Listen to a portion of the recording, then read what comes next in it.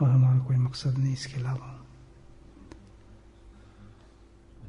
اور یہ اجتماعی طور پر یہ مجلس کا جو مفہوم ہے وہ اپنی اصلاح کرنا ہے. اصلاح کو تزکیہ کہا جاتا ہے.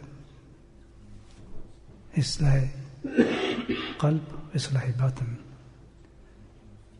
اس کا کیا مقام ہے اسلام میں اور کتنی اہم ہے. اس میں معرفت کا بہت ہی عظیم پیغام ہے. بتایا یہ گیا ہے کہ جب انسان تزکیے کی منزل پہ چلتا ہے تو سب سے پہلے چیز تو یہ ہے کہ وہ کوئی رہبر تلاش کرتا ہے، گائیڈ، جس کو ہم شیخ کہتے ہیں، مرید کہتے ہیں. تو تلاش کرنے کے بعد جو پہلی چیز ہے وہ کیا ہے؟ حدیث سے ثابت ہے کہ مرید میں اور شیخ میں جو سب سے اہم چیز ہے، سب سے پہلی چیز ہے، وہ محبت ہے. جب تک محبت نہ ہو یہ منزل کی ابتدا ہی نہیں ہوتی. اور محبت ایسی ہو کہ جو انتہا درجے کی ہو، جس کی ہمارے حضرت فرماتے تھے کہ محبت نہیں، انسی نہیں، بلکہ عشق ہو. کیونکہ منزل بہت طے کرنی ہے. وہ یہ منزلیں ایسی ہیں کہ سوائے عشق کے کوئی طے نہیں ہو سکتی.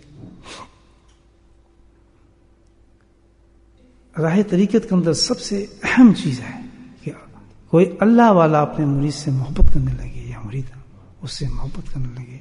جب یہ نسبت قائم ہو جاتی ہے شیخ اور مرید کے اندر، اس کے بعد دوسرا معاملہ چلتا ہے. یہ یاد رکھنے والی چیز ہے کہ اس کے بعد جو ہے نبی کریم صلی اللہ علیہ وسلم نے دوسری منزل کو اختیار کیا، یعنی تلقین کی کوئی بات.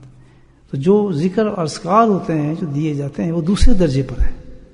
ذکر کا، وظائف کا مرید کو اس وقت فائدہ ہوگا جس وقت اس کو اپنے شیخ سے محبت ہوگی.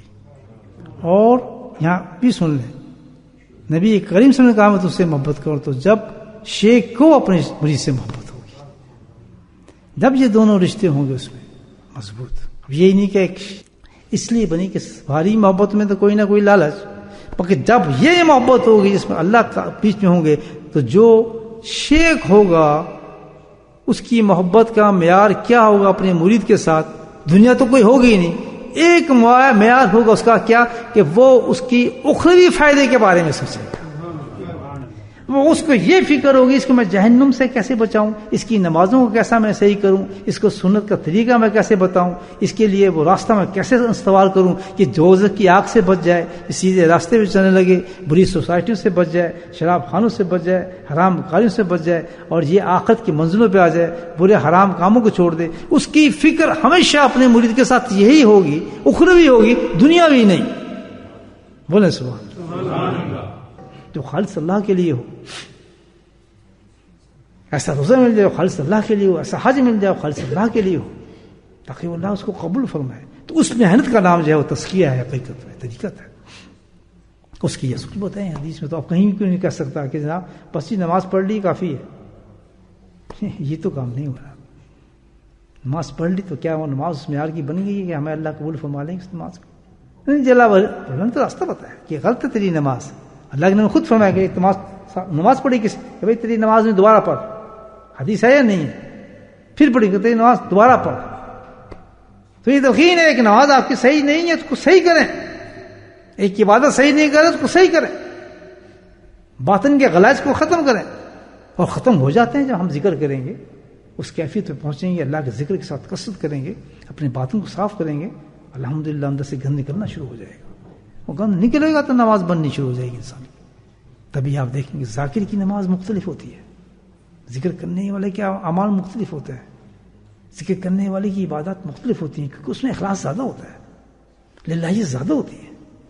تو اس نماز میں نورانیت بھی زیادہ ہوتی ہے. جس نماز میں نورانیت زیادہ ہوگی اس میں اللہ تعالیٰ جب دعائیں مانگے تو دعائیں بھی سنی جائیں گی، اور قرب بھی زیادہ ہوتا ہے اللہ تعالیٰ سے.